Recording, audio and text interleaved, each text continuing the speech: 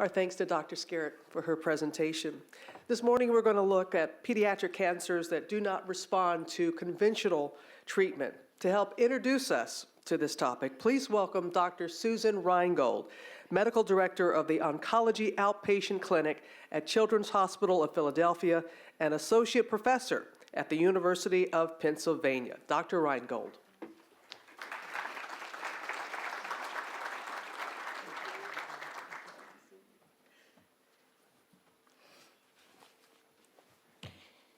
Thank you.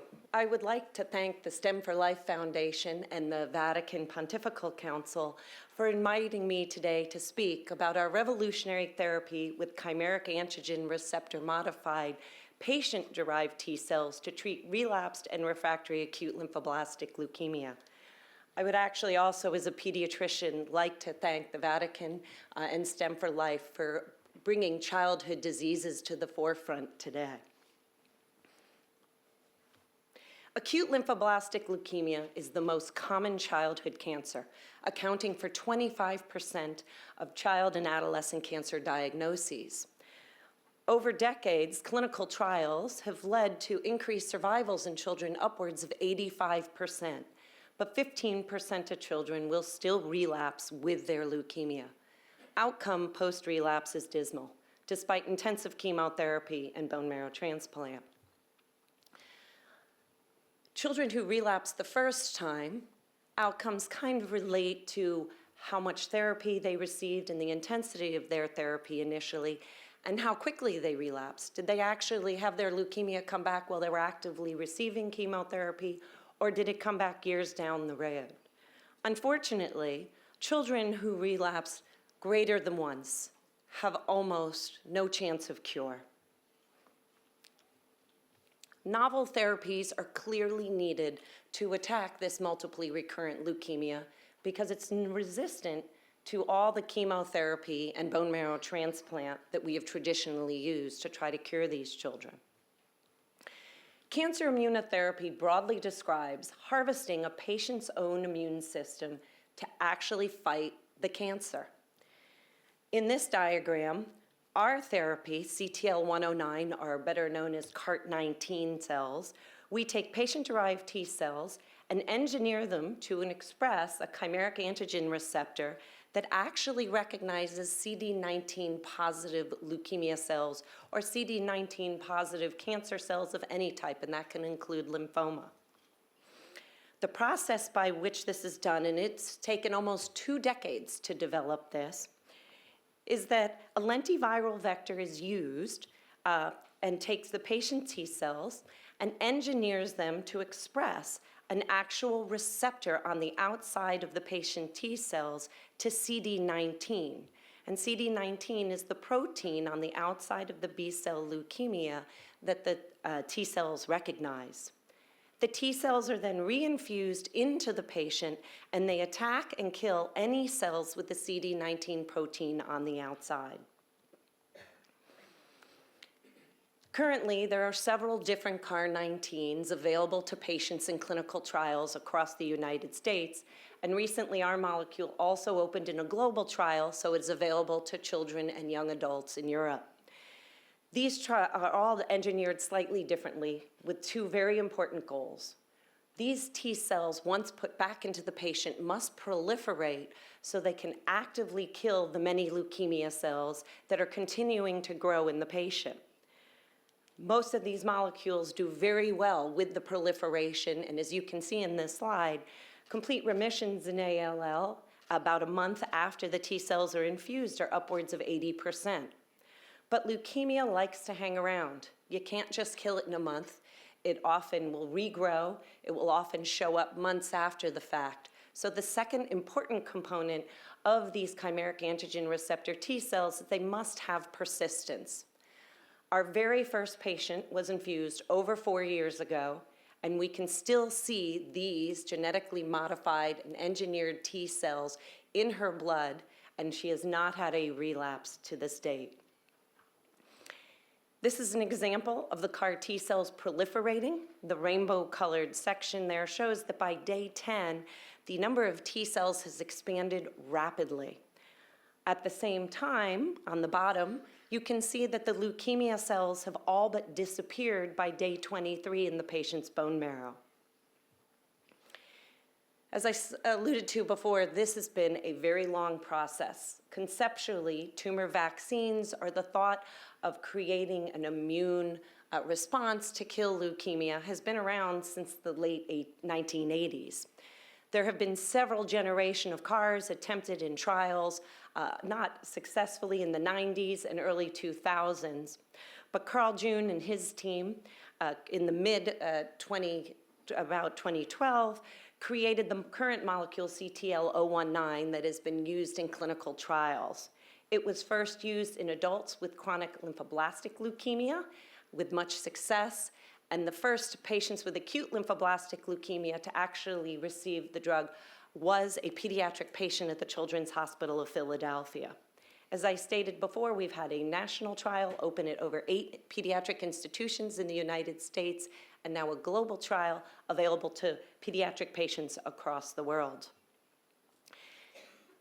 When we analyzed the first 59 pediatric patients to receive this, 93 patients at the end of the first month had obtained a remission rate, a full remission.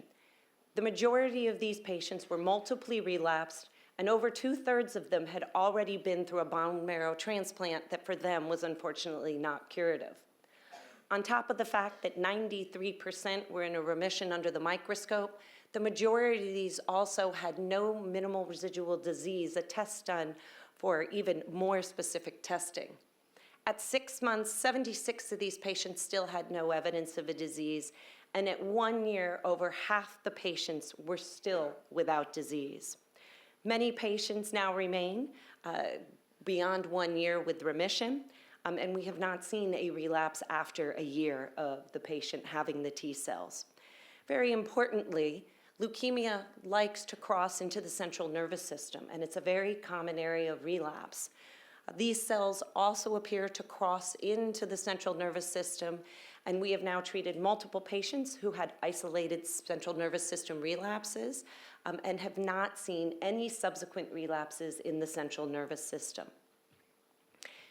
Unfortunately, this isn't perfect. We want 100% of patients to respond to this and 100% of patients to be cured. So the research in this area is still ongoing and very strong for us to understand this better. 7% of patients seem to have no response to the T cells we infused the first time. Whether this is intrinsic to their T cells or their ability of their immune system to almost get rid of the T cells we infused is unclear, versus the T cells don't proliferate in a certain group of patients. About 1/3 of recurrences, and often the recurrence that occur early, still express the CD19 protein on the outside, which should make them vulnerable. But it's unclear why, and again, we think this is a T cell intrinsic effect. Some of these patients have been salvaged by repeat dosing with the chimeric antigen receptor T cells. The majority of patients recur, though. They recur because leukemia is smart, and it becomes resistant by downregulating the protein from the outside of their cells so it hides from our T cells. We luckily are working on the next generation of these molecules targeting a different protein, CD22, to help salvage many of these patients. As they talked about with bone marrow transplant, this is no walk in the park for the patients, although most of the patients will describe it was much easier than their experience of 10 days of intensive chemotherapy. The side effects of this therapy is your normal B cells, a normal functioning part of your immune system, also express this protein. So as long as these T cells are still fighting cancer in the patients need monthly infusions of immunoglobulin. Cytokine release syndrome is the most severe side effect, and about 1/4 of the patients will end up in the intensive care unit requiring support due to cytokine release causing low blood pressures and fluid leak. Luckily, on our very first patient, we discovered a rescue medicine, a medicine that was actually approved for pediatric patients with rheumatologic illnesses, tocilizumab, an anti-interleukin-6 receptor that seemed to quiet down this cytokine release. Clearly, the severity of the cytokine release correlates with leukemia burden. So if we have some better control of the patient's leukemia at the time they get infused, they seem to have less severe cytokine release. Macrophage activation syndrome is a mild form of cytokine release. And the other significant side effect is a temporary neurotoxicity. We clearly know these cells pass in the blood-brain barrier, and the patients will have a temporary encephalopathy, confusion, aphasia, and sometimes seizures. Luckily for the children, they don't tend to remember this, but for the parents, it can be a very scary time having a child who doesn't seem to recognize them. Very rarely do we see death from this therapy. We've only had a handful of pediatric patients who have succumbed while getting the therapy. T cells, this is just the start. This was kind of the proof of the ability to take these T cells and have them engineered to attack different proteins. And theoretically, these T cells can be engineered to attack any protein on a cancer cell that is not vital to another important cell in the human body. As I said before, we have an anti-CD22 CAR, which attacks a different protein on the outside of leukemia cells. We have already come up with a second generation of our initial CAR, which is better tolerated. We have modified the initial CAR for patients, a trial with Hodgkin's disease, which is open. And through the Stand Up to Cancer Foundation, we have molecules coming down the line that should be available in 2016 or 2017, attacking 3 other common pediatric cancers: acute myelogenous leukemia, neuroblastoma, and synovial cell sarcoma. As well, there are many adult cancers that also molecules are being created for. So how do we actually do this? What does it look like for a patient like Nicholas, who you will meet? Well, first of all, the patients have to have enough T cells for us to collect. And unfortunately, conventional chemotherapy wipes out your bone marrow. So we have to wait until a point where, a very precise point, a patient actually has enough T cells to collect. They're then hooked up to a pheresis machine for a day, which collects their T cells and returns their normal bloods to them. We can do an expansion outside of the patient to make sure the T cells will proliferate. And if the patient is medically ready and the T cells expand, we then put them into engineering, which is a 3-week process. The patient then gets 4 days of very mild outpatient chemotherapy to kill their normal T cells so that the normal T cells don't compete with our engineered T cells. The patient then receives 1 or 2 infusions as an outpatient and are only then admitted to the hospital when they begin to get ill. So you're about to meet an incredible young man, Nicholas Wilkins, who just over 3 years was attached to that pheresis machine and had his T cells collected, and you can see the actual cell collection bag right there. Approximately 6 weeks later, here's Nicholas getting infused by Dr. Grupp and the actual T cell product that's infused into him just right through his central line. 3 years later, Nicholas is about to graduate from high school after fighting cancer since the age of 4. And at the point of writing my slides, he hadn't yet decided which college he was attending, but he just told me he will be attending James Madison University this fall.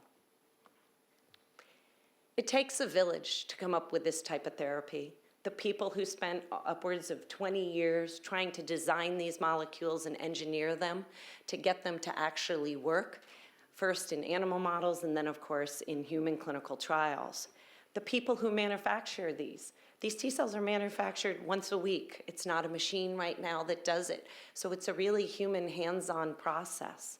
The clinical staff at the Children's Hospital of Philadelphia, who takes care of these patients who have to travel from all over the world and all over the country, uproot from their normal teams and begin to work with doctors they've never met before, nurses, and a whole team of specialists who can help take care of these children. As well, there are many foundations that have contributed, philanthropists who have given money to continue this research, and as well study the potential future molecules, as well as Novartis, which has gone on to sponsor many of the clinical trials. Again, thank you, and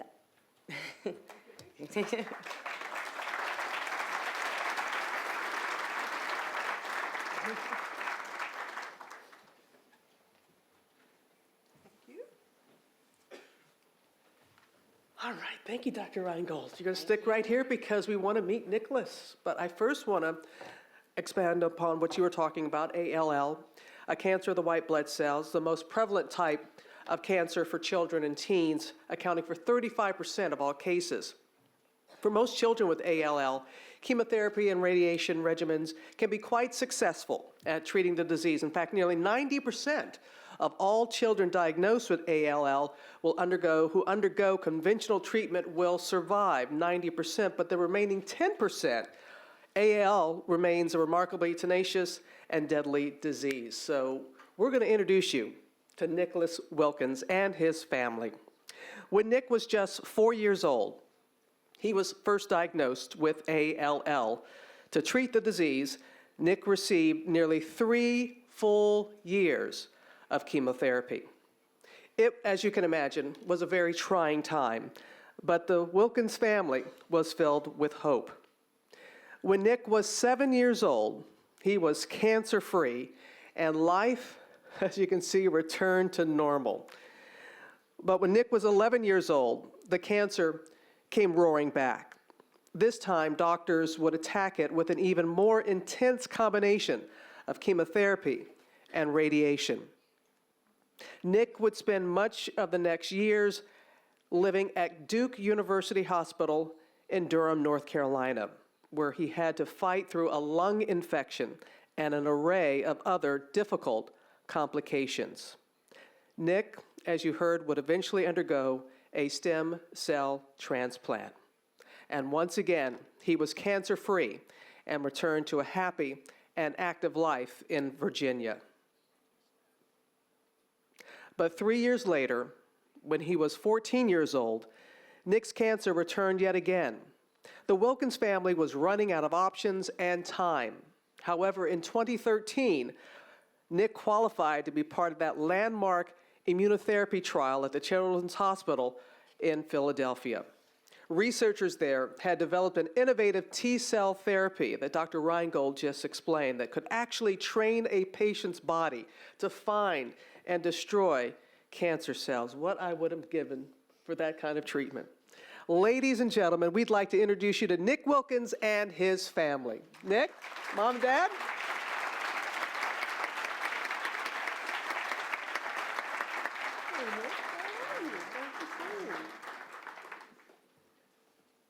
How are you, sir? Nice to see you. I should have known that was your mom. I was looking up. You've been beaming all morning long. It's wonderful to have the entire family here. How are you doing, Nick? I'm Come good. on, get on in here. How's it going? I'm good. How are you? I'm doing really well. Now, rumor has it that you were here. You could have gone to your prom, but you're here instead. Oh, actually, no. Prom was last. Oh, week. last. Okay, you still got it both in. Yeah. Woo, okay, Dr. Rheingold. You gave me some bad info there, but did. we're happy that it all God, I'm not a journalist. that it all worked out. I want to talk to your folks first. So, Ms. Wilkins, what is it that you first saw in Nick that you knew that there was an issue, a problem? When he was first diagnosed, we actually didn't see any symptoms when he was 4 years old. He actually went to a well visit, and from that, his doctor, his pediatrician, did a CBC, a complete blood count, and from that, his blood results were so abnormal that they actually then referred us to the Pediatric Hematology Oncology group, and that's when they basically did a bone marrow aspiration and said, you know, we think he has leukemia, and then we had to put him in the hospital right away. And how do you have that discussion, Mr. Wilkins? How do you have that discussion with your child? When Nick was first diagnosed, he was 4. So at that time, he really didn't understand completely what was, going on. So, which is good. I think the pediatric patients seem to be really resilient, and when we could, we tried to keep things fun for him, and try not to worry him and let his parents do the worrying. And could you talk a little bit more about that? Because there are many families that are here, and they want to know how do you do that? How do you, as a family, come together and knowing what your child is going through to be able to persevere and move forward? Well, we had very good doctors and teams of physicians that were supporting us. And so we had hope, when we first learned of Nick's leukemia, the survival rates were good. So we, at the time, grasped onto the fact that he hopefully will fall into the 70% cure rate that kids like him at that time were experiencing. So we grasped onto hope, and with a strong medical team, we're able to persevere through it. And then as far as Nick goes, it just became a way of life for him, being treated for 3 years. I guess it was normal. I think at age 4, 5, 6, you start to have memories that you're going to keep throughout your life. And so, but it became just a way of life for him, and we tried to make it as easy as possible for him. I'm glad that you did. So, Nick, what was your earliest memory of going through this? Well, some of my earliest memories are just me in the hospital with my parents, in the in the playrooms, kind of just trying to pass the time around, And just trying to do what... trying to keep my mind off of things. And how much did they communicate with you? I mean, as your parents said, you were so young, and parents struggle with how much to tell a child and how Yeah. much not to. I don't think they really. Think they try to keep me out of the loop, trying to keep me staying positive about it. What are some things you like to do? Well, like I said, be in the playroom, kind of do arts and crafts. I watched a lot of movies in the hospital room. And how is your life now? It's fantastic. And how life is good. You were at the Yeah. prom yesterday. You're at the Vatican today. That's pretty good. That's a good 2 weeks. I don't care who you are. So tell us a little bit about how your perspective on things, on life, having gone through something like this. Well, I just live life every day. Don't really try not to take advantage of things when I have them. We could all learn a little bit something about that. Absolutely. Dr. Rheingold, can you just tell us a little bit more about the particular therapy that Nick went through? For Nick, he actually tolerated the T-cell infusion relatively well. And luckily, Nick was somewhat earlier in our program because collecting his T-cells to actually infusing them was only a 6-week period. But we now have children who are waiting upwards of 3 months from the time we actually collect their T-cells, get them processed, just due to the fact that there's such a line of children from all over the United States waiting for this.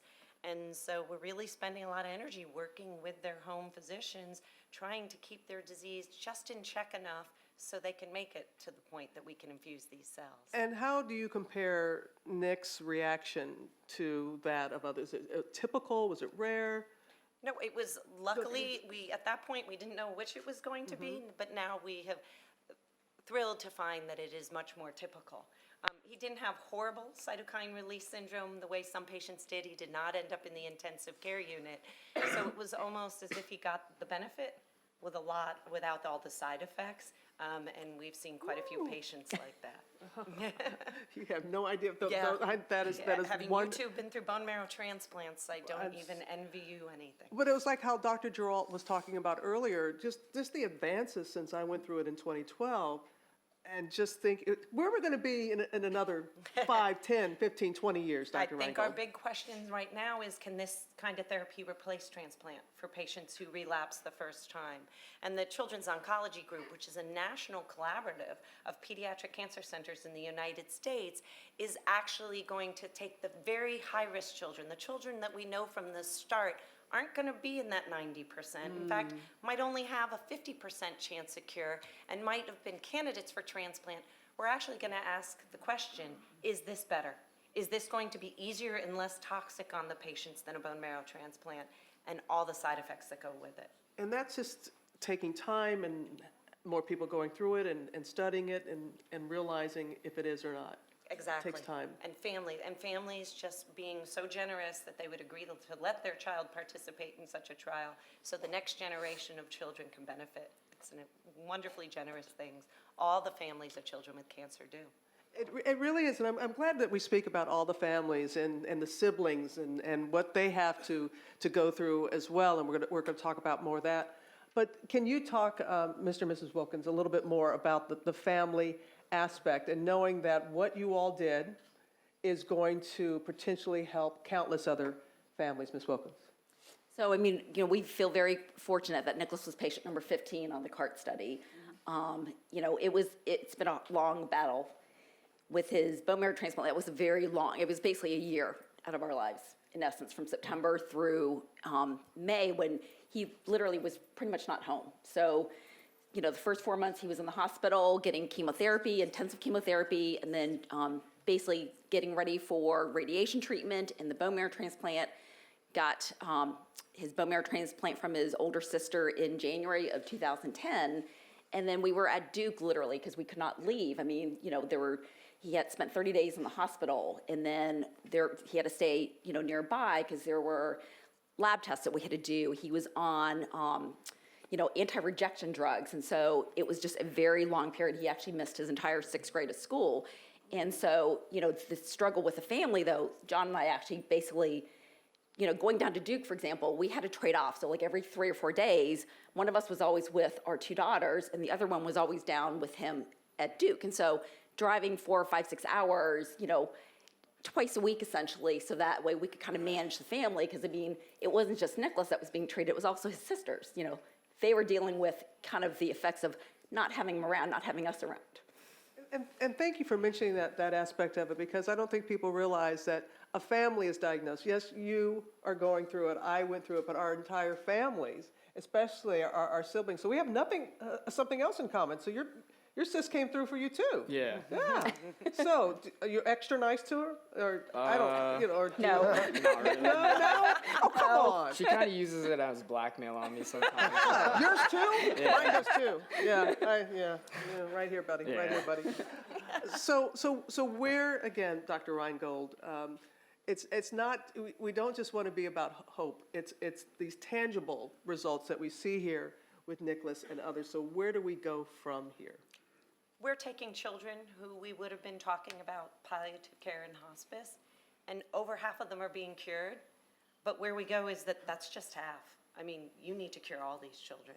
They have such incredible potential lives. So we need to perfect this technology. We need to continue the research, but we also need to get this well expanded beyond just leukemia. There are millions of people out there with all types of cancer that could theoretically benefit from therapy like this. And all those pediatric cancers that I discussed, that we have trials coming down the road. So what we need to continue to do is the research and the money to do the research to find this type of cure for every type of cancer. And you said in your line of work, when you can write a letter of recommendation for college. It's incredible. I feel it's just such an honor and such a pleasure for a patient to be saying, wow, they survived this, and they not only survived this, they thrived. Like, they're applying to a competitive college, they've regained their life, they are looking forward to 4 years of freedom from doctors and parents and everything. Sisters. Sisters. It's such an incredible honor to be able to do that. And I've often said that. I mean, I respect the word survivor. I prefer thriver. You don't go through what Nicholas went through and everybody, and many of us in this room, to survive. It's to thrive. So James Madison, huh? Yeah. All right, what are you studying? Justice studies, so it's kind of like criminology. What do you want to be when you grow up? My ultimate goal is to be in the FBI. But Ooh. before that, I'm gonna do like law enforcement. Yeah, all right. Yeah. You're going to do that and so much more. Mr. and Mrs. Wilkins, do you have any final remarks that you'd like to make to the group before? So we just want to thank everyone. I mean, we do see the potential with what Nicholas went through.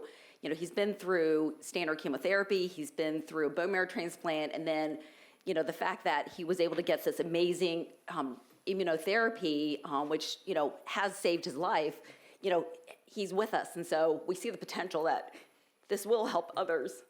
Oh, yeah. Bless you. Thank you. And own it. Own the tears. They're tears of gratitude. They're tears of joy and gratitude, and ours to you and your family for your sacrifice and for what you have done to help countless other families. Thank you all very much. Thank you, Dr. Rheingold. Thank you. Thank you. Great. Thank you so much. Okay. Thank y'all. Oh.